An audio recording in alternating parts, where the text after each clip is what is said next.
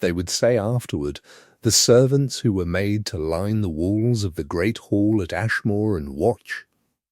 that the house had never in living memory been so quiet as it was the grey morning the Duke told his wife to get down on her knees and scrub the floor that another woman would walk upon.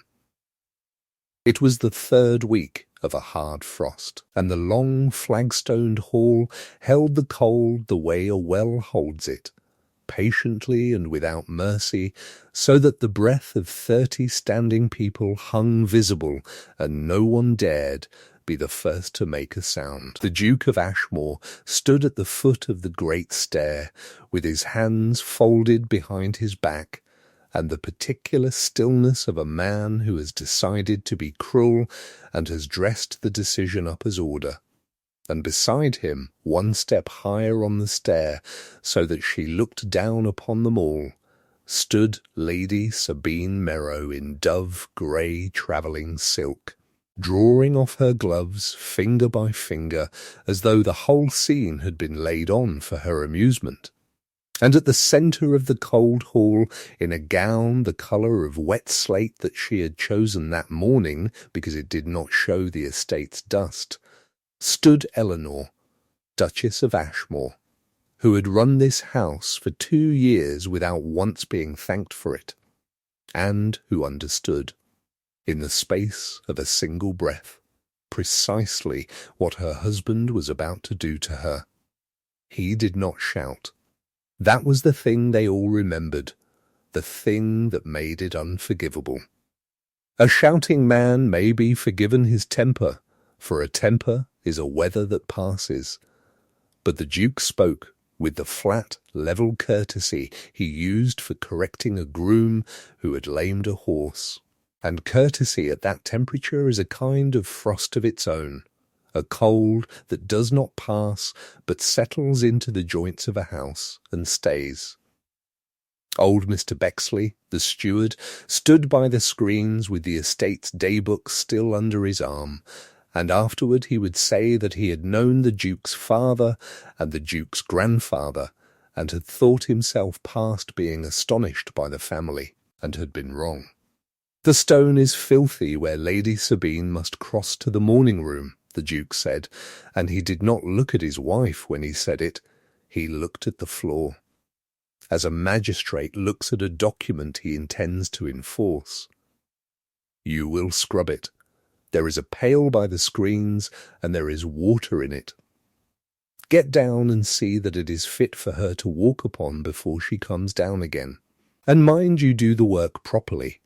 on your hands and knees like the rest of the help, for I will not have it said the mistress of Ashmore does a thing by halves. A merchant's daughter, I am told, knows the feel of honest water better than a lady does. Let her show us. A sound went through the assembled household that was not quite a sound, an intake, a shifting, the small animal noise a room makes when it has been struck.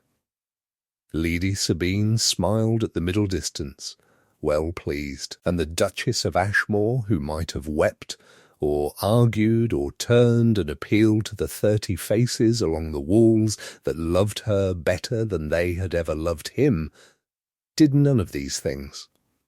because she had learned long before she came to Ashmore that a person who performs her pain hands it to the room to keep,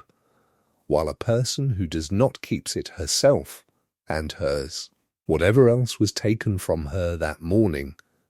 would remain her own. If you have ever been made small in a room full of people who could not help you, if you have ever stood and taken some cold public unkindness with a level face while every part of you wanted to break, and understood in that moment that the person who was supposed to stand between you and the world had instead stepped aside and let it come, then you already know what the Duchess felt, and you will not need it explained. And wherever in the world you happen to be watching this from tonight, you will perhaps understand her better than the 30 people in that hall did, who had never learned, as you have, that the deepest wounds are dealt quietly and with the manners on. She felt all of it. She simply declined to perform any of it. She looked at her husband for exactly as long as it takes to memorize a face one does not intend to forgive quickly. And then she looked away from him as from a thing decided, and what she did instead of weeping was to cross to the screens where the housemaid's pail stood and roll back the cuffs of her slate-grey gown with 2 neat folds apiece, and take up the coarse brush, and kneel down upon the freezing stone, and begin to scrub. She scrubbed the way she did everything, which was thoroughly and without waste of motion, wringing the cloth, working the brush along the grain of the stone and not against it, because she knew, as the idle never do, how a thing is properly cleaned, her spine straight and her chin level and her breathing even, and the only concession her whole body made to what was being done to it was a single muscle that stood out white along the line of her jaw. The water was very cold. A skin of ice had formed on the top of the pail in the unheated hall, and she had to break it with the handle of the brush before she could wet the cloth. Her hands, which had balanced the estate's accounts to the farthing and drawn the drainage plan that had saved the Low Farms the winter before, reddened and then whitened, and then began to crack at the knuckle, and still she scrubbed the whole length of flagstone from the foot of the stair to the morning-room door, 12 feet of it, methodically, corner to corner, until the stone gave back the grey daylight in a wet unbroken sheen, and there was not a mark upon it anywhere, not a smear, not a boot print, nothing. Then she set the brush across the mouth of the pail, and rose, unhurried, and dried her ruined hands upon the ruined front of her gown, and looked down at the clean floor she had made with the plain satisfaction of a workman who has done a hard job well. It was, everyone in that hall agreed for the rest of their lives, the cleanest that stone had ever been or ever would be again. And having been commanded to make the floor fit to be walked upon, the Duchess of Ashmore walked upon it. That was the whole of her answer, and it was perfect, and it cost her nothing that she was not already prepared to lose. There is a kind of obedience so exact, so entirely without defiance, that it becomes the sharpest instrument a wronged person can take up, because it hands the whole of the shame back to the one who ordered it and keeps not a grain of it for the one who obeyed. And the Duchess, kneeling on the cold stone, had found that instrument and understood in the same instant how to use it. She turned from the pail and crossed the 12 feet of flagstone she had just scrubbed, and she crossed it slowly, so that no one could pretend she was fleeing, her wet skirts making a small dragging sound against the wet stone, and she walked the whole clean length of it and out through the great door of Ashmore that a footman opened for her, because his 2 hands had settled the matter between them before his fear could be consulted. She did not stop in the outer hall to gather anything. She did not go up for a cloak against the frost. She did not look back at the man on the stair, not once, and it was the not looking back, more than anything she might have said, that told the household the marriage was over as it had been, and would either die or be remade, but would never again be the thing it had been an hour before. She had scrubbed the floor clean, and then she had used it. Behind her the great hall stood in a silence that had changed its whole quality, because a silence full of a woman's shame is one thing, and a silence emptied of her altogether is another. And the Duke of Ashmore, who had braced himself for the small, mean warmth of a point proven, felt instead the first cold draught of a house from which something load-bearing had just been quietly removed. Lady Sabine came the rest of the way down the stair and crossed the clean floor toward the morning room, and her satin slippers made a bright, light, indifferent sound upon the wet stone. Tap, tap, tap. And it was that sound and not any word spoken that first told the Duke, in the pit of him where a man cannot lie to himself, that he had done a thing he could never take back.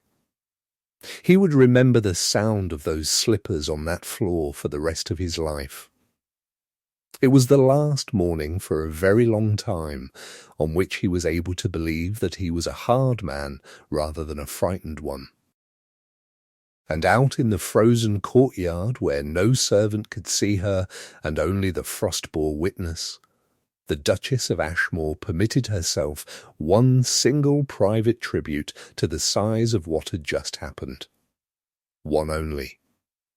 Which was to press the back of one raw, wet, cracked hand hard against her mouth for the length of exactly 3 breaths, until the thing that wanted to come up in her throat had been mastered and put down.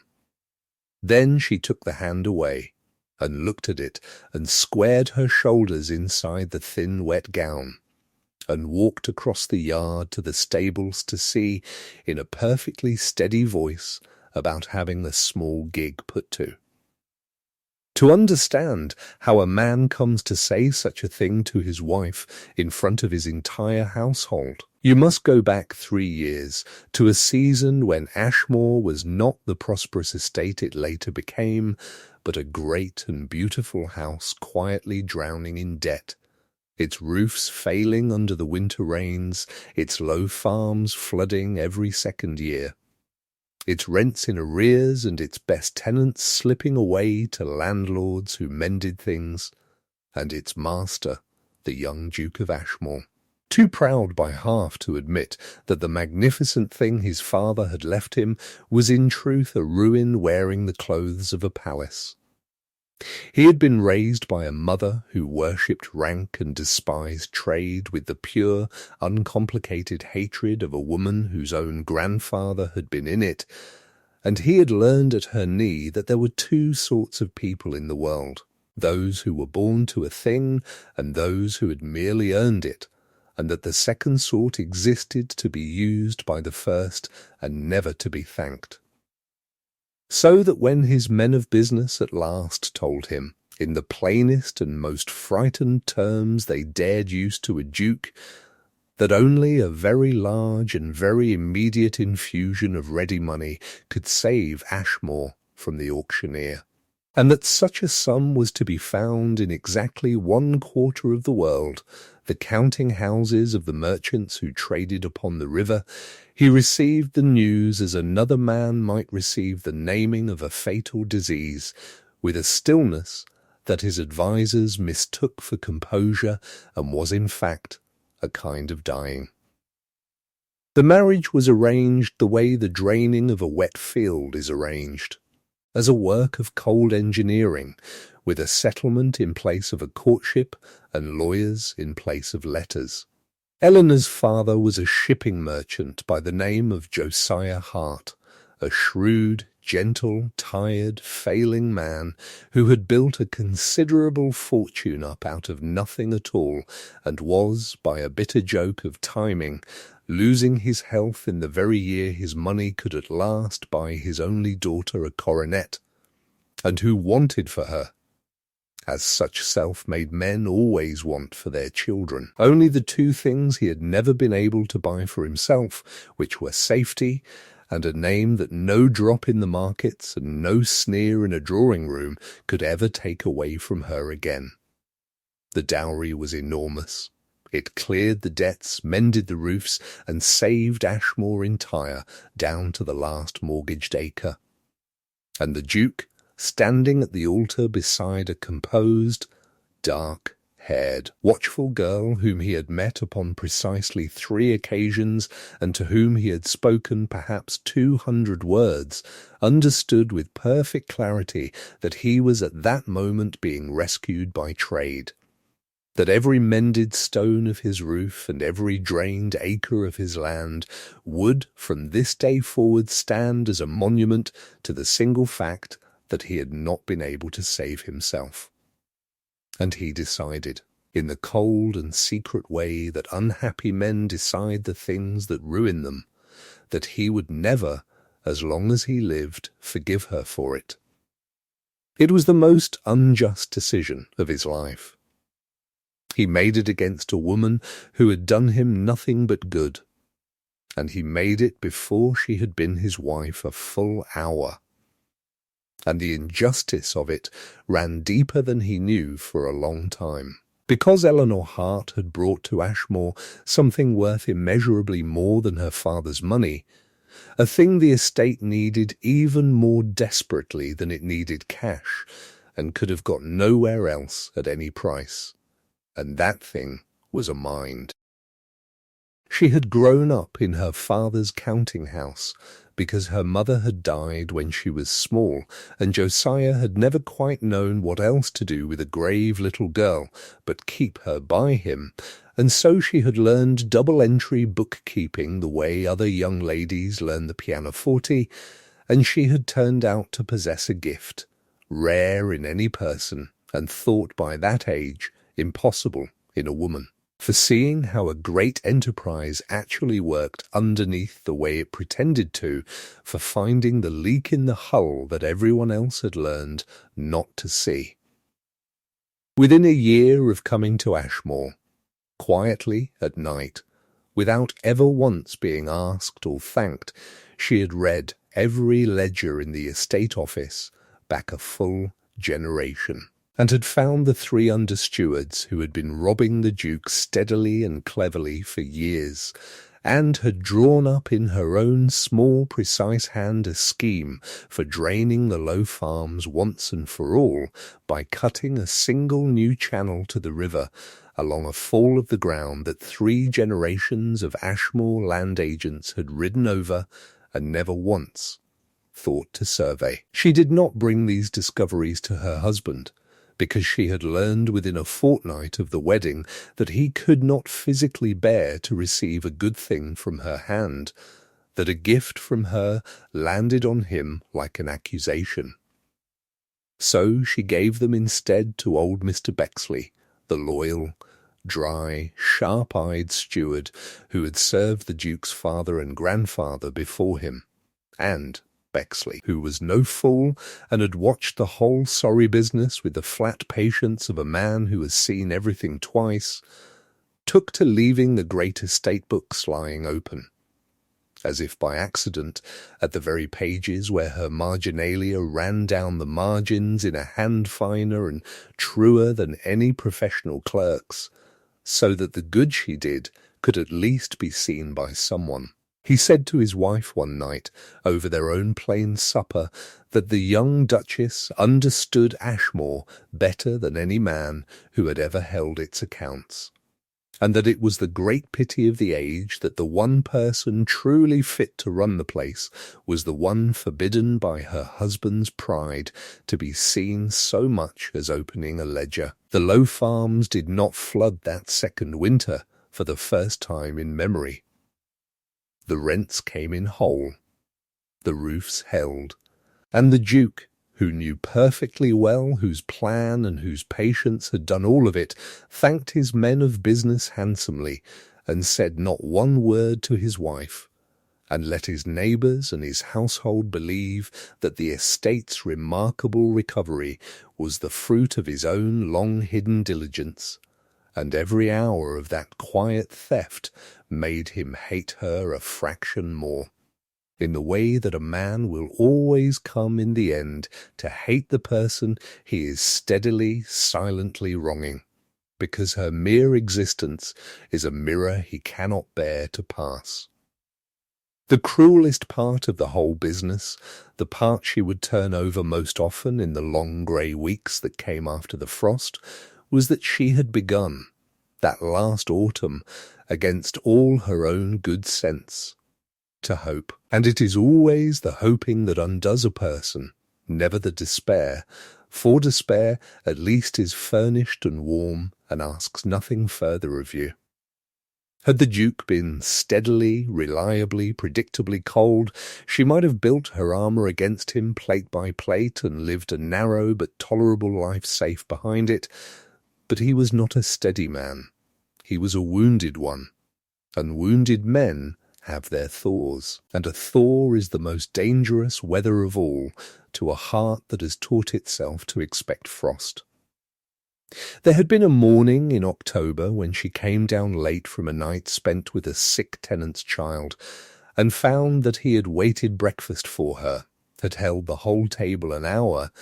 and had said not a single word about it, but had waited. There had been the matter of the book.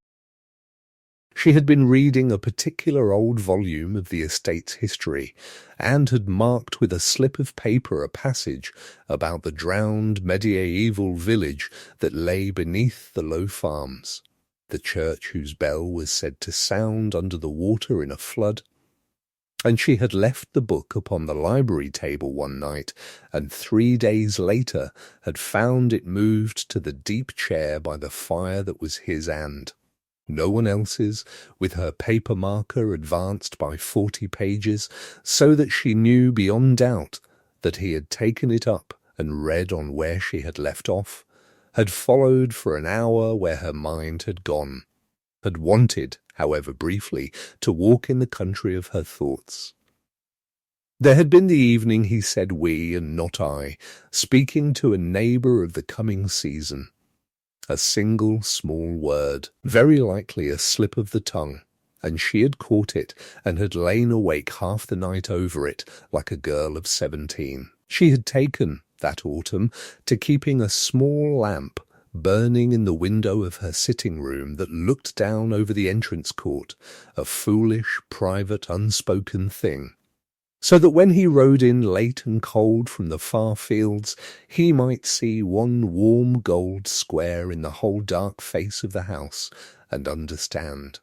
without either of them ever having to say it, that someone within had thought of him and waited. She had let herself begin to believe that the thing between them was not a contract after all, but a marriage that had simply not yet learned to speak, and that with patience it might learn. And then Lady Sabine Merrow had come to Ashmore for the winter, widowed and moneyed and charming and exactly, precisely the sort of well-born woman the late Duchess had always wanted for her son, and she had set herself, with real and practised skill, to the patient work of persuading the Duke that his true shame was not the estate's old debts at all, but the woman who had paid them. That a man of his ancient blood ought never to have suffered himself to be beholden to a tradesman's daughter. That he had stood by and let a shopkeeper's girl make herself the mistress of Ashmore, while the whole county laughed behind its gloves. And the Duke, who wanted so desperately to believe that his coldness had been pride and not fear all along, listened to her, and let her pour the poison she had brought, and grew colder to his wife by the day. The scrubbing of the floor in the great hall was the final price of his listening. What Lady Sabine had wanted, and got, was a single public act that would fix the Duchess forever in her place beneath her, in front of witnesses, past undoing, what she had not the wit to foresee, being a woman who had never in her whole soft life scrubbed anything, was that a woman who can kneel to a filthy floor with a straight spine and rise from it with steady eyes is not a woman who can be put beneath anyone by anyone, and that the very perfection of the Duchess's obedience would prove the exact instrument of her going. The lamp in the window went dark that night, and it was not lit again for a long and bitter time. The house did not fall silent all at once, for that is not the way the absence of a truly needful person works within a great household. It works instead the way the cold of that winter worked, seeping in first at the edges and the outer rooms, discovered in small unexpected corners long before it is felt at the heart. For the first 2 days, the Duke told himself, and very nearly believed, that his wife had merely removed in a fit of temper to the little dower house at the far edge of the park, and that she would come back to him chastened when she had had time enough to feel the cold of it. And he moved about his rooms those 2 days with the brittle, upright satisfaction of a man who is certain he has won an argument and is only waiting for the other party to concede.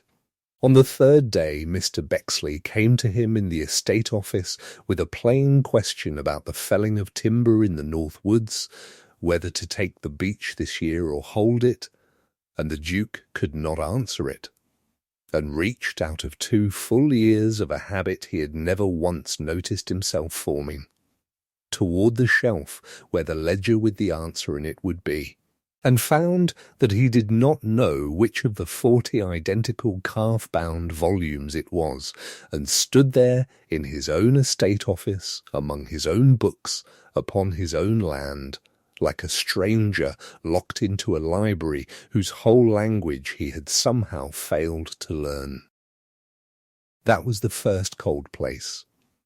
He began that same afternoon, ashamed and alone, to read the books, truly to read them, which he had not done in years, having left the whole intricate business to Bexley and to the invisible patient hand he had preferred never to name even to himself.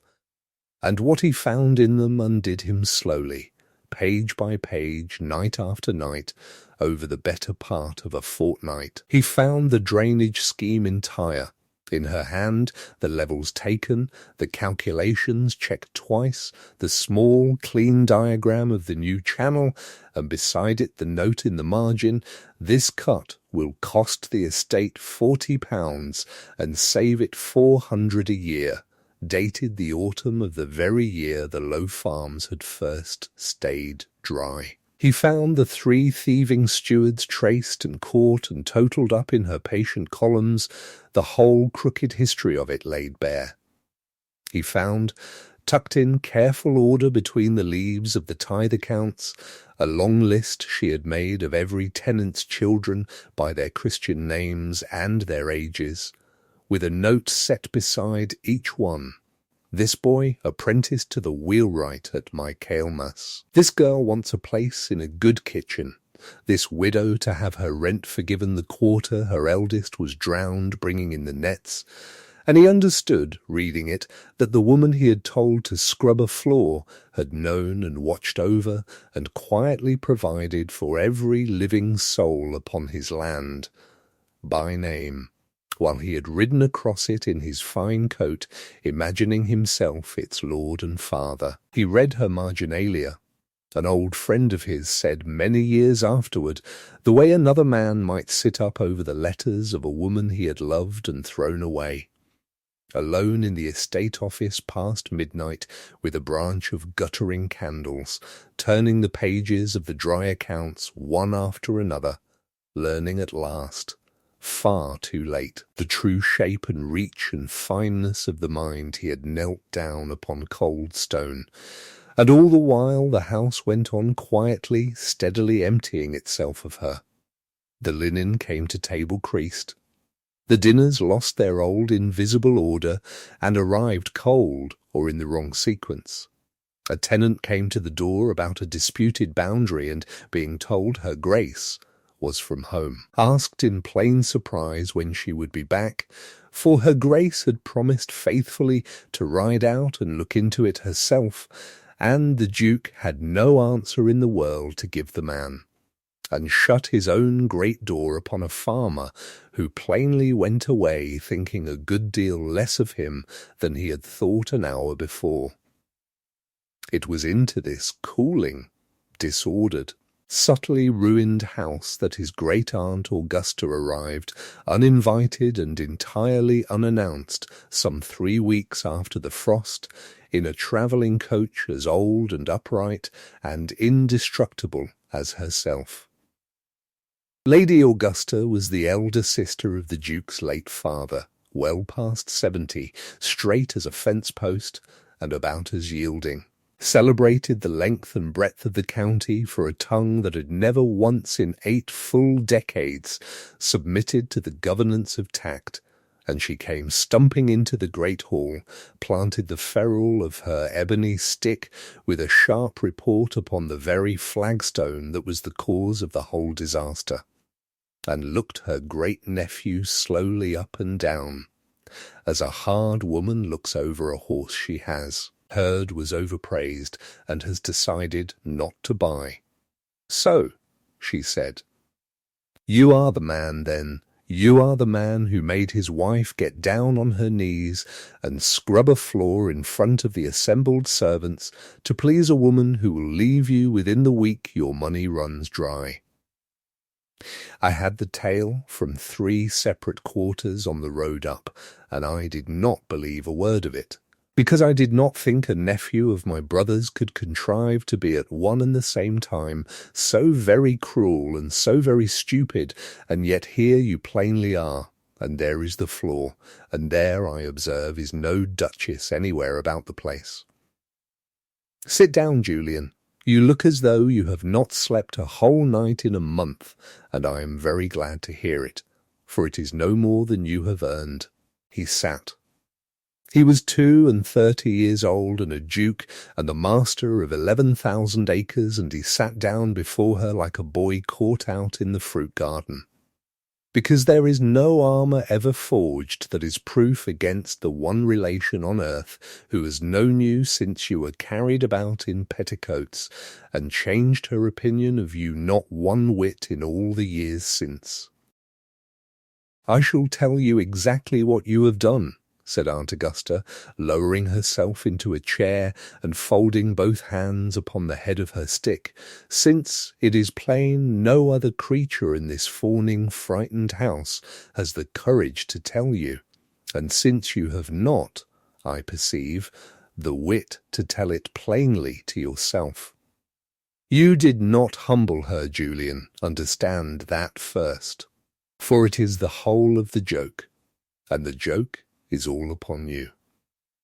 A person cannot be humbled by being set to do good honest work and doing it better than anyone in the room could have done it. Your wife scrubbed your floor cleaner than it has been in 100 years, and then she rose up and walked out over it like a queen quitting a hovel that had disappointed her. And every servant who stood along these walls to watch it will tell that story to their children and their children's children, and in every single telling of it, mark me, you are not the master, and you are not the man, you are the fool. You did not humble her. You humbled yourself, publicly and past mending, and you paid a merchant's daughter's dowry twice over to do it. You took the one living creature who had ever come to this family, asking nothing and giving everything, who had saved your roof and your name and your land, who had begun, God pity her innocence, to grow fond of you, and you put her down on the cold stone to buy the fleeting good opinion of a woman whose heart, I should judge, is somewhat smaller than a dried pea. And shall I tell you the very worst of it, the part I find I cannot forgive, though I have forgiven you a great deal in my time? You are not a cruel man. That is the unforgivable thing. A cruel man does cruelty because he cannot help himself, and there is an end of it. But you are a frightened man, Julian. You always were. Frightened to your marrow of not being grand enough, and you dressed your common fear up in a duke's coat and gave it the name of pride, and it has cost you the finest thing that ever walked through the door of this house. Your father was frightened in exactly that way all the days of his life, of the drop in the markets and the sneer in the drawing-room, and it killed his happiness stone dead, and very nearly killed this estate along with it. And I buried him hoping, fool that I am, that you at least would break the thing. Instead, I find you have taught it fresh to a new generation, in your own hall, on your own floor, with 33 witnesses to see it done. And she let that lie there in the cold air between them, and then reached for the bell to order tea, as though she had said nothing of any weight at all. That it was the child, in the end, who said the thing that truly finished him, for children carry no armour, and therefore need none. And they ask without flinching the plain questions that the grown have all learned to walk carefully around. Philippa was the Duke's ward, the 8-year-old daughter of a cousin dead of a fever 3 winters gone, a grave, dark-eyed, watchful little girl whom the whole household called Pip,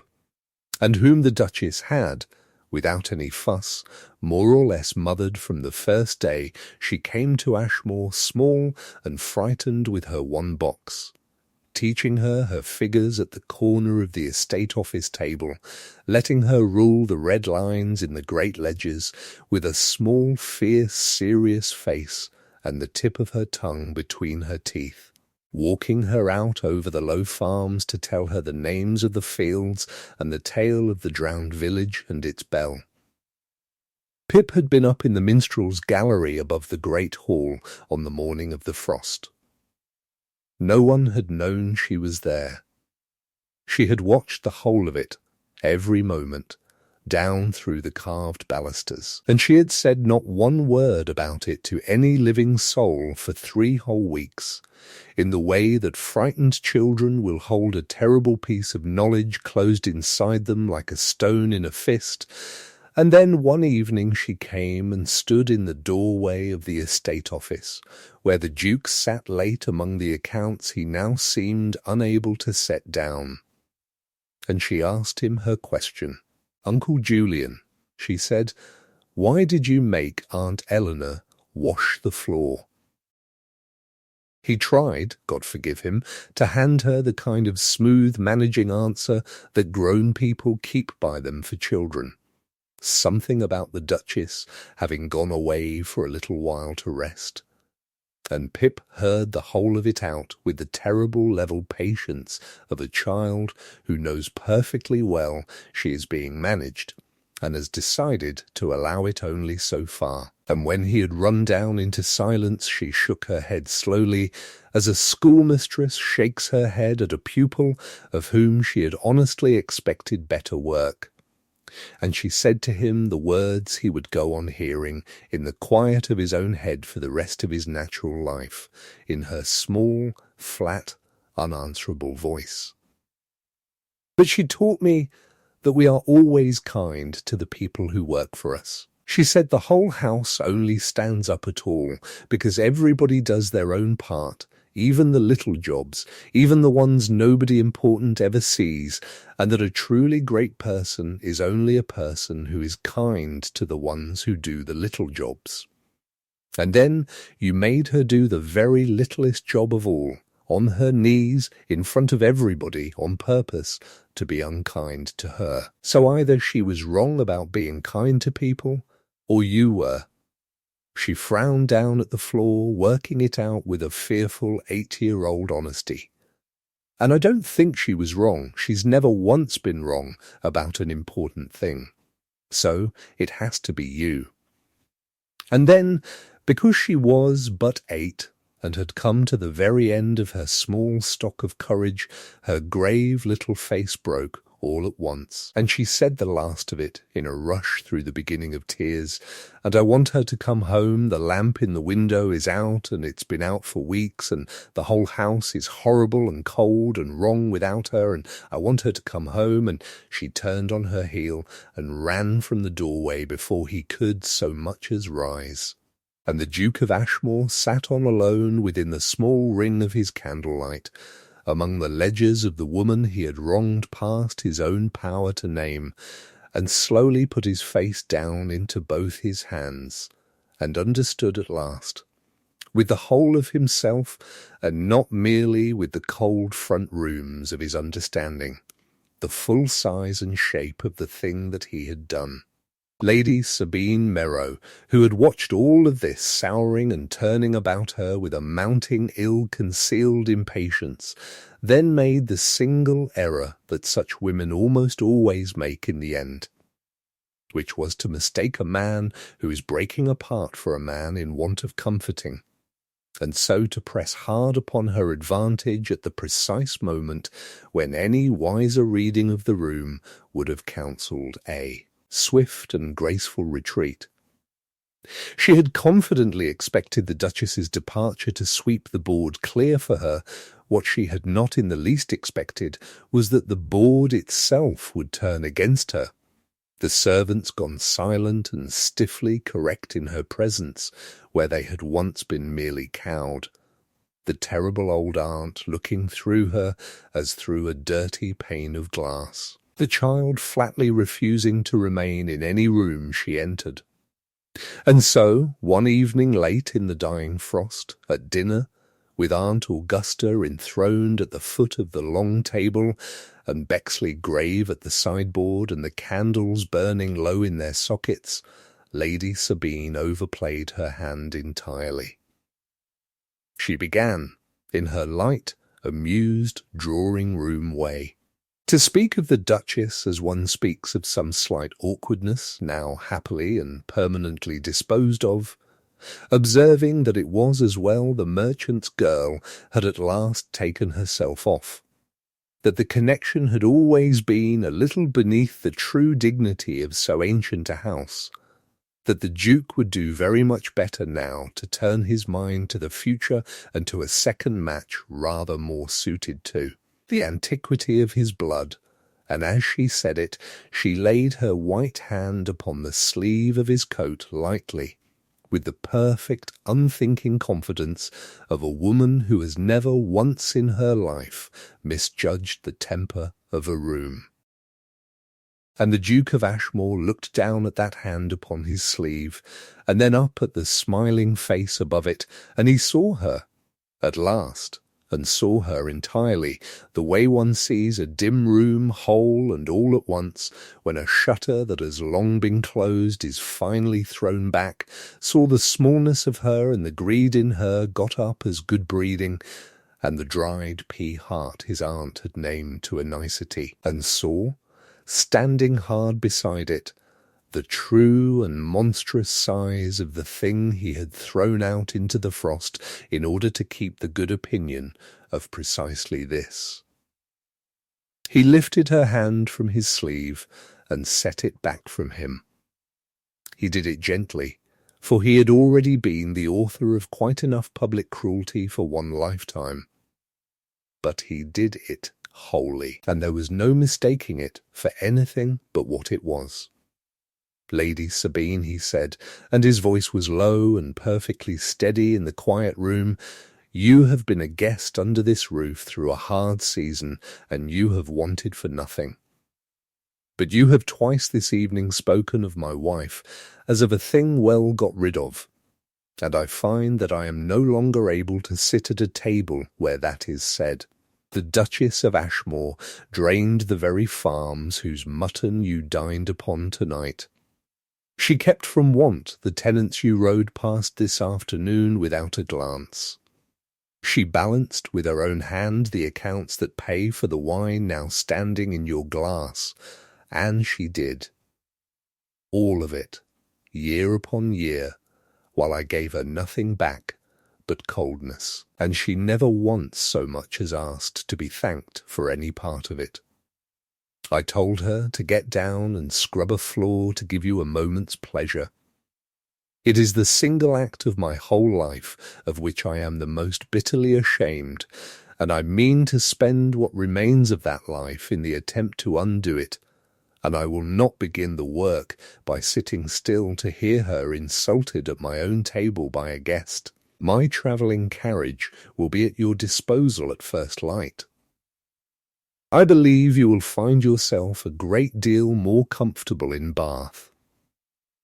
There was a small, precise clatter from the foot of the table as Aunt Augusta, without troubling to look up from her plate, helped herself with evident relish to a second helping of the turbot. Lady Sabine went first white and then a mottled red, and rose and swept from the room, and in the morning she went to Bath, and in that county she was not, from that day to this, very greatly missed.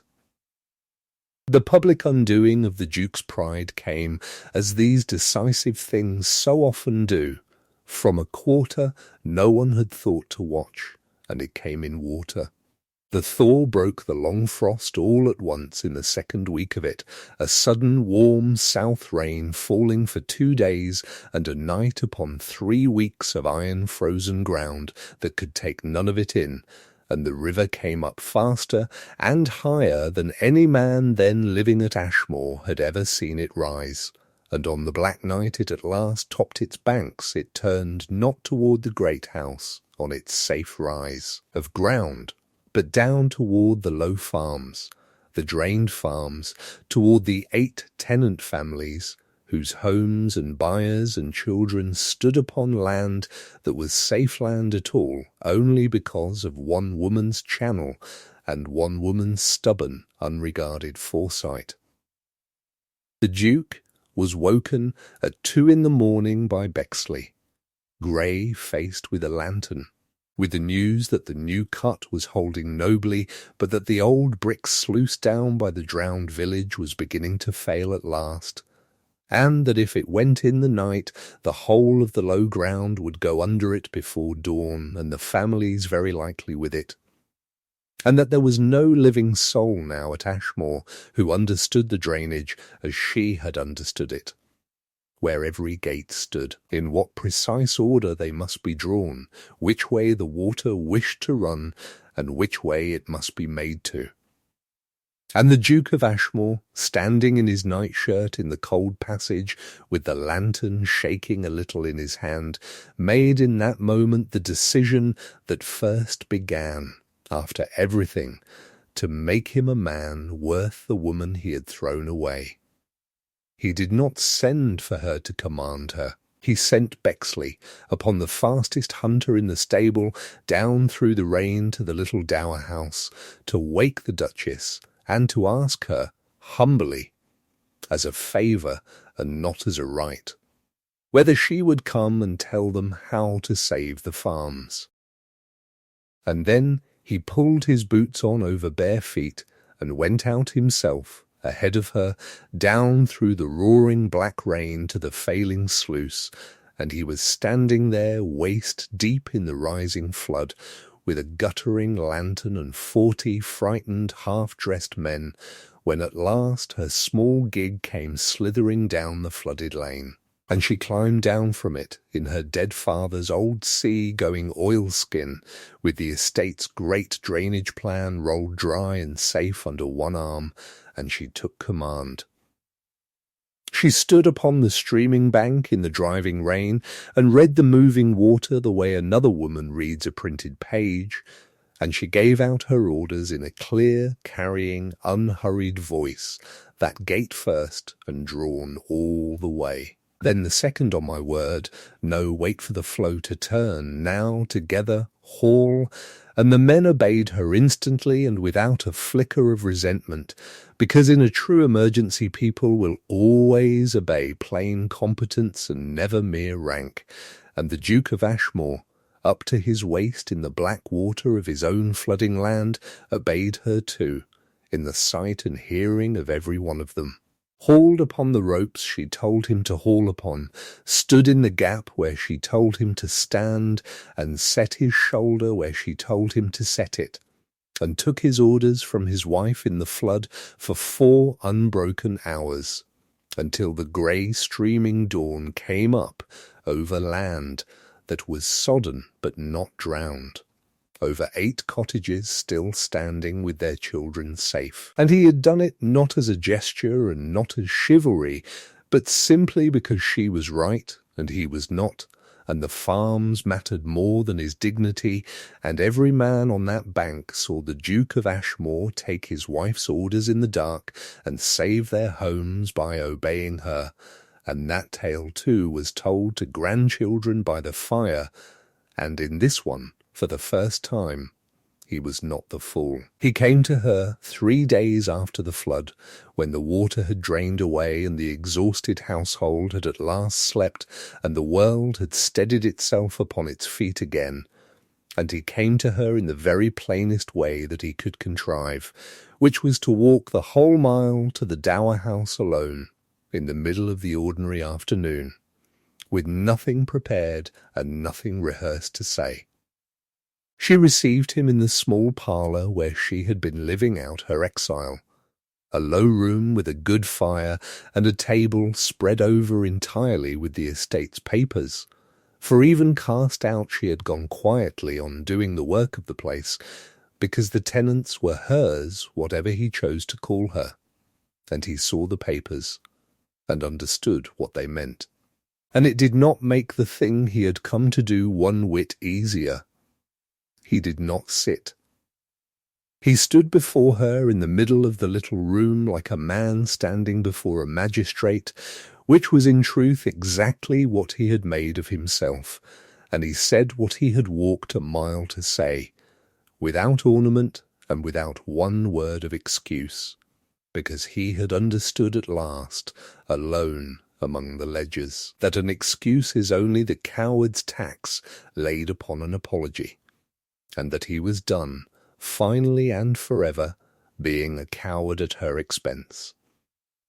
"I told you to scrub a floor in front of the whole household," he said,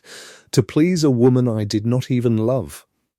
because I was ashamed that you had saved me and too small a man to carry the shame honestly, and I gave that shame the name of my pride. There is no excuse for it, and I have not walked here to offer you one. I have come only to tell you that I know now exactly what I did, and exactly why I did it, and that the why is a great deal worse than the what. You have run this estate better than any man of my blood ran it in 300 years, and you did it while I gave you nothing at all but cold, and you never once asked to be thanked, and I answered all of it by putting you down on your knees on cold stone in front of the servants. I am more ashamed of that one grey morning than of anything else in the whole of my life, and I will still be ashamed of it when I am an old man, and I am glad that I will be." He stopped there and made himself finish it. "I am not asking you to come home. I have forfeited any right to ask you for anything at all.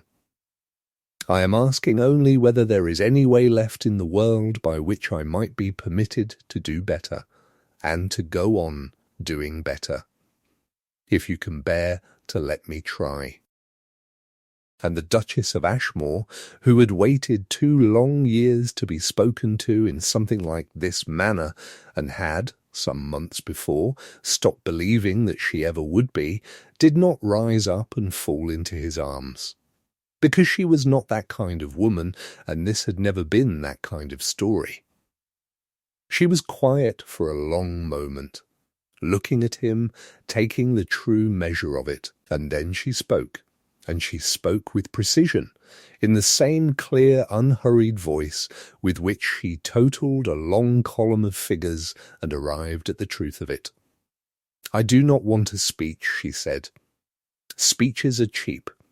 and you have never in your life been cheap with anything except your kindness. I will tell you my terms instead, and you are not to answer them to me today with your mouth. You will answer them with 2 years of perfectly ordinary mornings.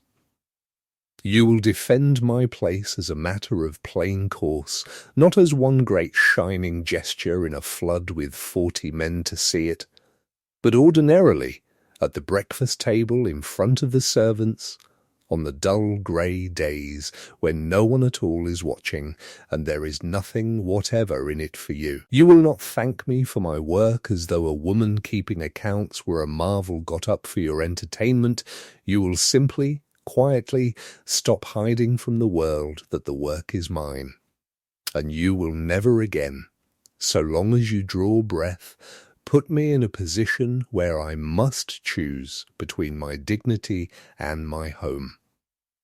If you can do those 3 things, do them. Mind, not say them. Do them steadily and dully for long enough that I stop bracing myself each time you come into a room. Then I will come home to you,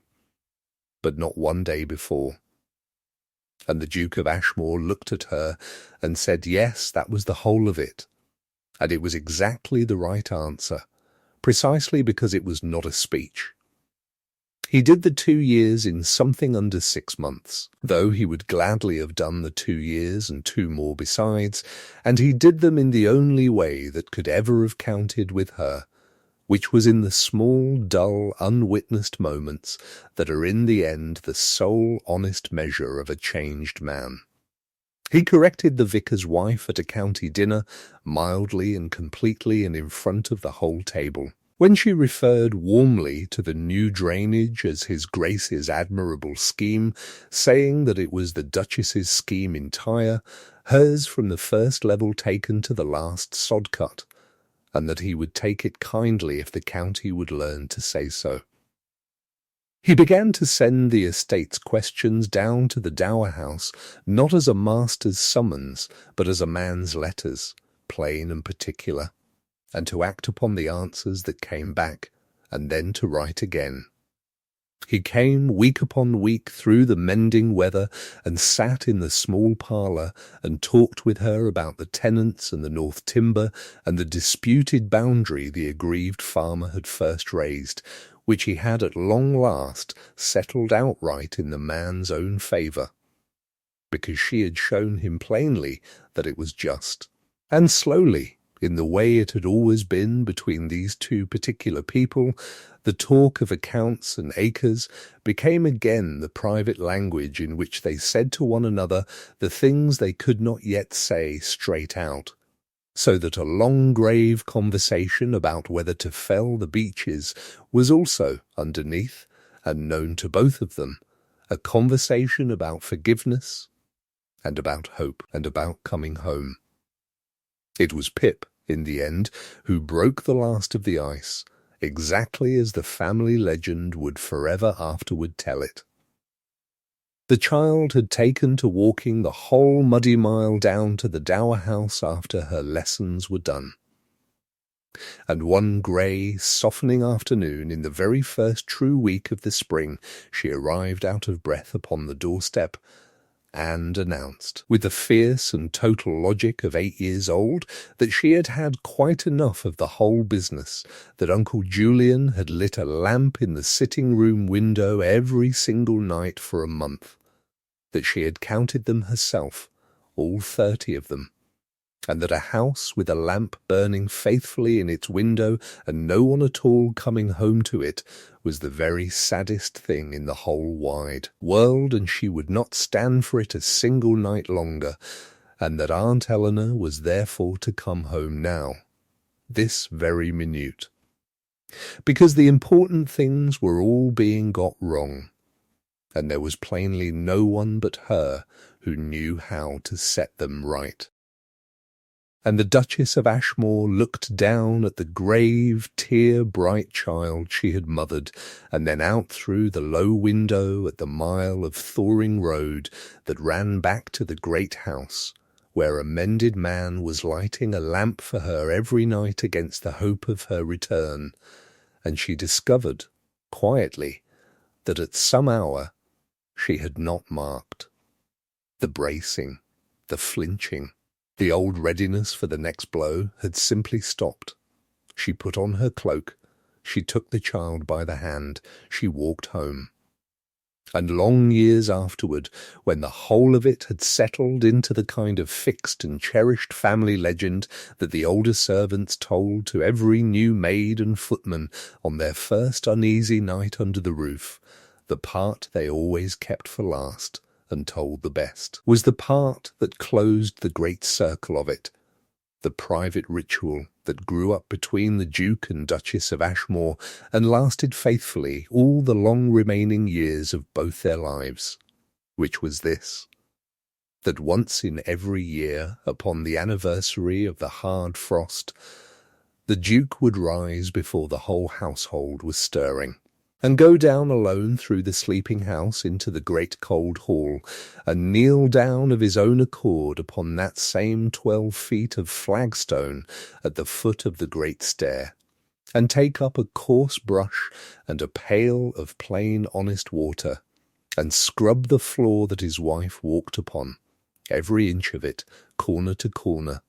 along the grain, and not against it, as she had once shown him, until the old stone gave back the morning light in a wet, unbroken sheen, and when their eldest child, and in his turn their youngest, and in time their round-eyed grandchildren, came upon him at it, and asked why a duke should be found upon his knees before dawn scrubbing a floor like the meanest of the help, he would answer them, without ever once looking ashamed of it, that he was only keeping clean the ground his duchess walked on, because a truly great person, as he had been taught late in life by a far wiser soul than himself, is nothing more nor less than a person who is kind to the ones who do the little jobs, and that he had learnt it too late, and upon this very floor, and meant never to forget it again. The lamp in the window burned every single night of their long marriage, and was seen to burn, they said, on the very night he died, an old man, with her hand in his. And it was said in that county, and believed for a very great many years afterward, that there was no floor in all of England so faithfully and so lovingly kept as the one the young Duchess of Ashmore had once been coldly told to scrub, and had scrubbed, and had risen from, and had walked out over into the frost with her head held level, and had, in the fullness of time, and entirely upon her own terms, come home again across.